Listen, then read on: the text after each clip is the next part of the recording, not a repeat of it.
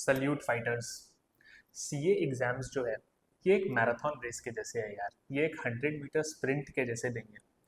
ये एग्जाम्स ना सिर्फ आपके इंटेलिजेंस, आपके स्मार्टनेस को टेस्ट कर रहे हैं, लेकिन आपके पेशेंस को भी इक्वली टेस्ट कर रहे हैं। जर्नी बहुत लंबी होती है, जर्नी बहुत टफ होती है, और इट्स नॉट फॉर द फेंट hearted. It takes a toll on your mind. ऐसे में बहुत कॉमन है, सबके संग ऐसा होता है कि वो लोग कहीं ना कहीं इस जर्नी के बीच में दे फील लॉस्ट।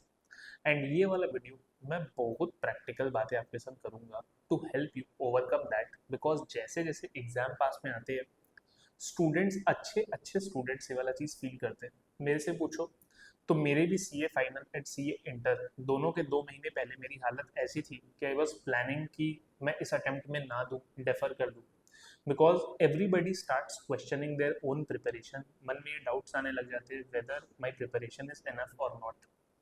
मैं आपको सिंपल 3 बातें बताऊंगा that will actually help you overcome this. ज़्यादा लंबा वीडियो नहीं लूंगा, आपका ज़्यादा टाइम नहीं लूंगा।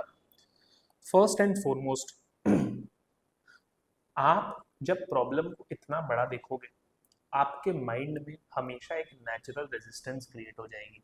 इसलिए फर्स्ट एंड फॉरमोस्ट, जैसा क्रिकेट में बोलते हैं कि भाई अगर आपको 300 का टारगेट चेज करना है, आप पहले प्लान बनाओ कि आप फर्स्ट 50 रन कितने ओवर्स में पहुंचोगे, your first milestone. Next 50 run आप कितने ओवर्स में पहुंचोगे, नेक्स्ट 50 रन कैसे, divide that. Same is with the CA curriculum, divide and rule करिए। एक बार में अगर पूरे सिलेबस को देखेंगे तो आप कंफ्यूज हो जाएंगे, आपका माइंड बॉग डाउन हो जाएगा। उसको एक स्ट्रक्चर में डिवाइड करिए and just focus on the next small step. To give you an example, अगर आपके अभी एफआर के क्लासेस चल रहे हैं तो आप भूल जाओ कि आपके बाकी 5 सब्जेक्ट है क्या। आप फोकस सिर्फ ये करो कि मेरे को इन क्लासेस से कैसे मैक्सिमम बेनिफिट निकालने, मेरे को एफआर के कॉन्सेप्ट्स कैसे सही करने हैं, और मेरे को इतने डेट तक में, मानो आने वाले 4 महीने में एफआर कंप्लीट करना है। उस समय के लिए भूल जाओ कि तुम्हारे बाकी के 5 सब्जेक्ट्स एग्जिस्ट भी करते हैं या नहीं करते हैं। सेम आपके फाइनल के 4-5 मंथ्स के रिवीजन का भी स्ट्रैटेजी यही होना चाहिए। आपको 15 डेज 20 डेज जैसा भी आपने अलॉट किया है, उस 15 दिन बाकी सब कुछ भूल जाना है। सोचना है कि सिर्फ वही है मेरे सामने जो है, बाकी और कुछ भी नहीं है मेरे सामने। फर्स्ट एंड फॉरमोस्ट थिंग, इससे क्या होगा, आपका माइंड पूरे के पूरे प्रॉब्लम को एक बार में नहीं देखेगा, वो सिर्फ जो प्रॉब्लम एट हैंड है उसे देखेगा। This will surely help you. Second thing is structure brings calmness. अगर आपके सामने स्ट्रक्चर बना हुआ है, आपका माइंड नेचुरली काम रहेगा, बिकॉज आपको पता है कि आपको इसके बाद ये करना है, उसके बाद वो करना है, everything is falling into its place. यही अगर आपके सामने एक स्ट्रक्चर नहीं रहेगा, आप बस अंधेरे में निशाना लगा रहे हो ना, believe me you will fall. This is not a situation कि जहां पर आप अंधेरे में निशाना लगाओ। आपको स्ट्रक्चर बनना है। स्ट्रक्चर का मतलब ये नहीं है कि minute by minute, hour by hour का होना चाहिए, लेकिन आपके पास एक स्टडी प्लान और एक ट्रैकर होना चाहिए अपने वीकली प्रोग्रेस को देखने का। वो वीकली प्रोग्रेस ही है आपके स्मॉल स्टेप्स, और उनके प्रोग्रेस आपके रेडी होने चाहिए। अगर आपको इस वीक में 2 सब्जेक्ट्स रिवाइज करने हैं, मानो डीटी एंड ऑडिट, तो उसका आपके पास होना चाहिए कि डीटी के ये टॉपिक्स मेरे को रिवाइज करने, ऑडिट के मेरे को ये टॉपिक्स रिवाइज करने हैं, उनको करना है। Also don't fall in the trap of hours. Quantity is not important, quality is important. कितने घंटे पढ़ने हैं ये इंपॉर्टेंट नहीं है, उन घंटों में जितने भी घंटे पढ़ रहे हो कितना अच्छा क्वालिटी दे रहे हो वो इंपॉर्टेंट है।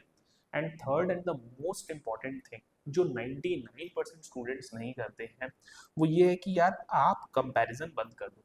आपके दोस्त ने कितने रिविजन्स कर लिए उससे आपको कोई फायदा नहीं है। अगर उसने आपसे कम किए तो खुश भी मत हो जाओ, और उसने अगर आपसे ज्यादा कर लिए तो उस बात का प्रेशर मत ले लो। Stop comparing, your journey is your journey, his journey और her journey is their journey. Simple सा चीज़ है यार, अपना प्रोग्रेस बना लो। आज के दिन आपके टीचर्स है, आपके सीनियर्स है, यूट्यूब पर फ्री में स्ट्रैटेजीज मिल रही है, अच्छे अच्छे स्ट्रैटेजीज मिल रही है, उनको देखो, खुद से अपनी स्ट्रैटेजी बनाओ, अपने स्ट्रेंथ्स को बना देखते हुए, अपने स्ट्रेंथ्स एंड वीकनेसेस को देखते हुए अपने स्ट्रैटेजी को फॉलो करो and just do that. Stop comparing. Believe me, इस 3 के अलावा कोई और तरीका नहीं है। आप सिलेबस कम नहीं कर सकते हो, वो आपके हाथ में नहीं है। आप पेपर को इजी या टफ, आपके हाथ में नहीं है। आपके हाथ में सिंपल सा चीज ये है कि उसे पूरे के पूरे प्रॉब्लम को एक संग मत देखो, स्मॉल प्रॉब्लम्स के अंदर जाओ, just chase it like Virat Kohli ceases it. कि एक एक माइलस्टोन को चेस करना है, उसके बाद बाय डिफॉल्ट आप देखोगे कि आप एक ऐसे पोजीशन पर आ गए हो कि फाइनल माइलस्टोन भी अब सिंपल दिख रहा है। Second thing is have a structure in front of you, a structure which is reasonably achievable. ऐसा भी स्ट्रक्चर मत बना देना जो कि अनअचीवेबल हो, वरना तुम्हें वो स्ट्रक्चर डिप्रेशन में ले जाएगा। Have a structure which is reasonably achievable and don't compare, never ever compare your journey. आपकी जर्नी अपनी है, उसी को एंजॉय करिए। And believe me, everybody feels lost, it is very common, but with the right guidance and right strategy you will make it to the end of the journey. All the best. If you like this video, do like it and share it with other aspirants who may find it useful.